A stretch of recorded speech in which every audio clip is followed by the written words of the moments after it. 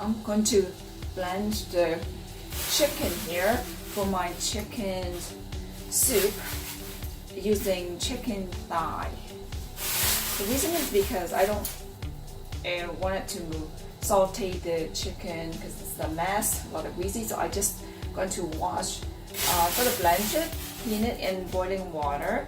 So when you put it in soup, it doesn't have that chicken smell too much because it's probably a lot of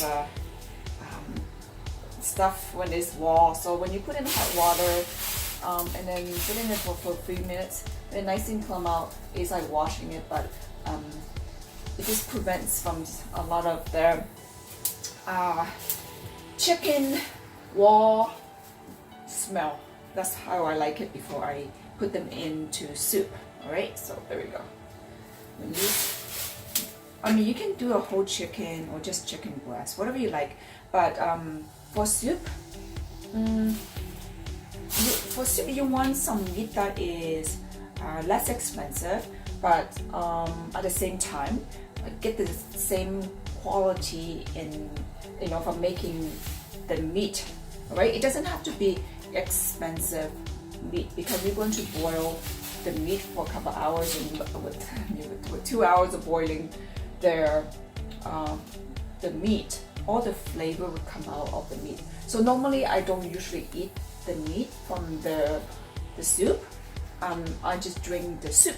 So because of that, you don't want to spend too much money on expensive piece of the meat, right? So you can use chicken bone.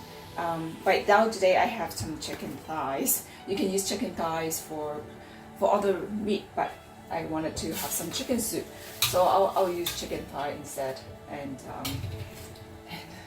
instead of whole chicken.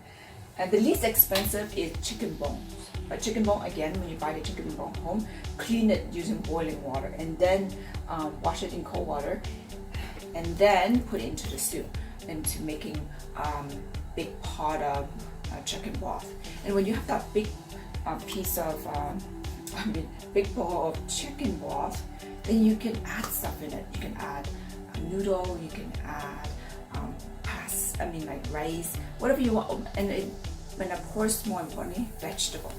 So the reason I'm sharing with you is because when women started taking protein, a lot of protein, and so many women don't like water.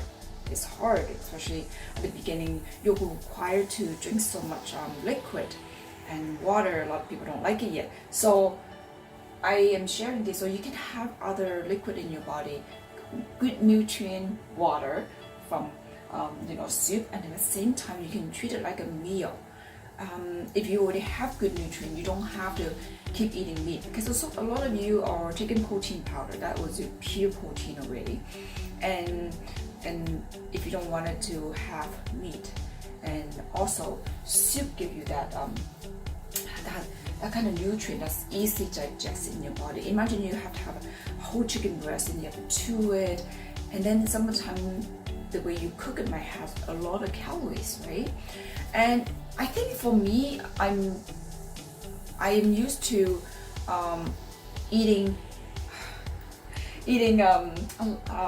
having a lot of soup in my meal, because of my family. Living with my mother-in-law, she was so into soup, and because she looked great for her age, she looked amazing at age 80. So what she was doing worked, and I wanted to use what worked for other people. And so far I've been cooking for the last 20 years, and I find soup is one of the healthiest ways to get full and at the same time take in the least calories. And I wanted to let you know that soup is, depending how you cook it, can be very nutritious as well, right? When you make your soup very thick, what do you mean by thick? When you put more meat in it, and then when the soup comes out and when you put it in the refrigerator, it looks like jello. That means it's a lot of protein. It could be different types of collagen in bones, right? So because soup is so nutritious, and then when you have it, sometimes when you have a bowl of soup, you feel full, and because you feel full, you will less likely to eat other things. So even though you full with the least amount of calories, because again, the more calories we have in our body and cannot burn you end up having that extra calories stay in your body as fat. Like, the idea now is to get the most nutrient without too many calories, and without feeling that you are hungry all the time. And the second, it more liquid into your body, help you digest all the food that you take.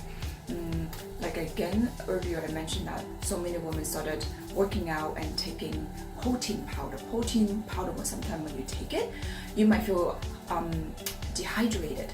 And many women I have come across telling me that when they started taking protein, they have dry lip, and some of them might have stomach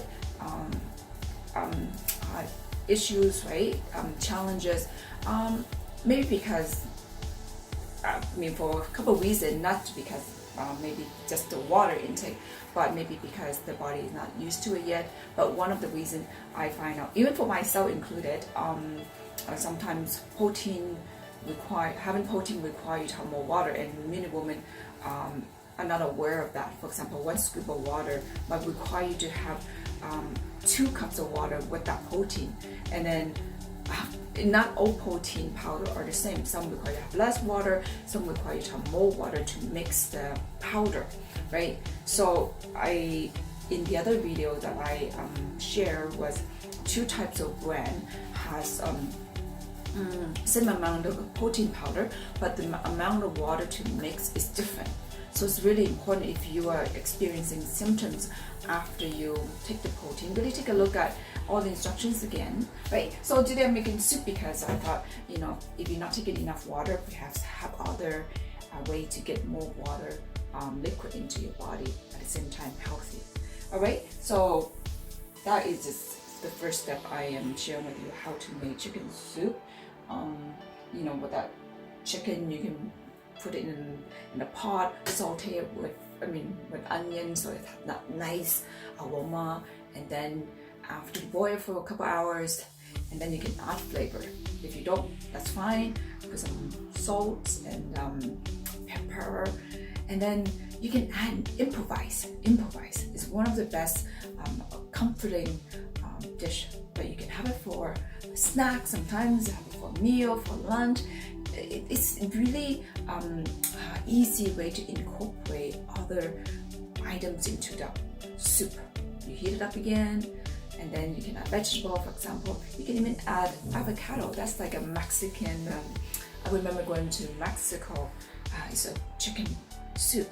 The traditional chicken soup is noodle, some vegetable, but in Mexico, when they add a little bit of avocado, after the soup is cooked, and then you put some avocado on top and squeeze some lemon juice. It's a different flavor, right? You can improvise as long as you have that base meat broth.